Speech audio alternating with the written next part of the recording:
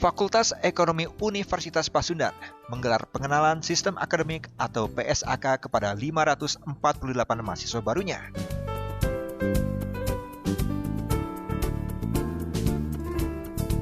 Kegiatan ini berjalan lancar di kampus Unpas Jalan Taman Sari nomor 6 Bandung, Jumat 9 September 2016.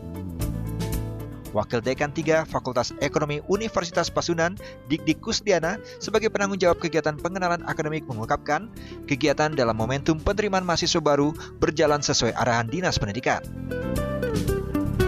Kepada seluruh orang tua mahasiswa, Dikdik menyampaikan terima kasih karena telah mempercayakan anak-anaknya untuk menempuh pendidikan di kampus Unpas.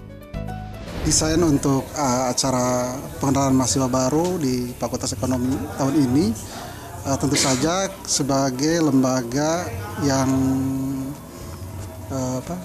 di bawah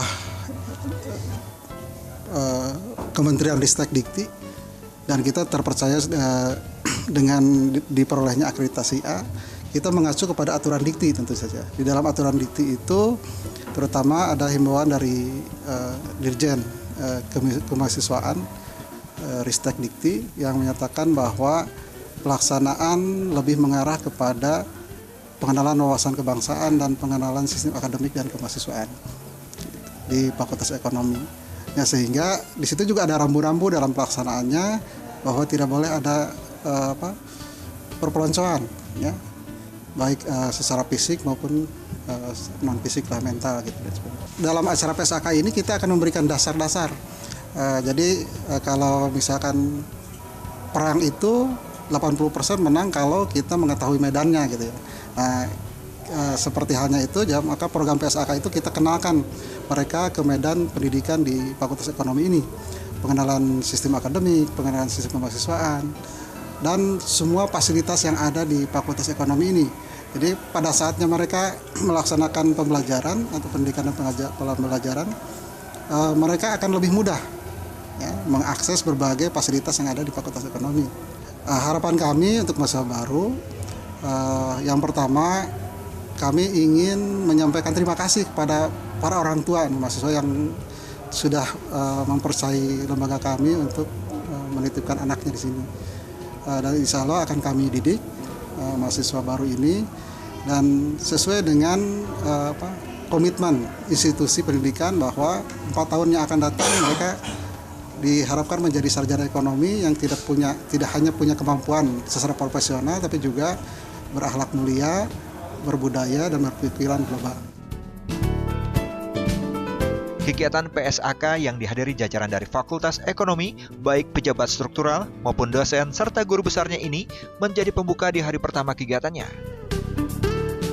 Pembukaan kegiatan PSAK Fakultas Ekonomi Unpas ini dibuka secara langsung oleh Dekan Fakultas Ekonomi Unpas, Atang Hermawan.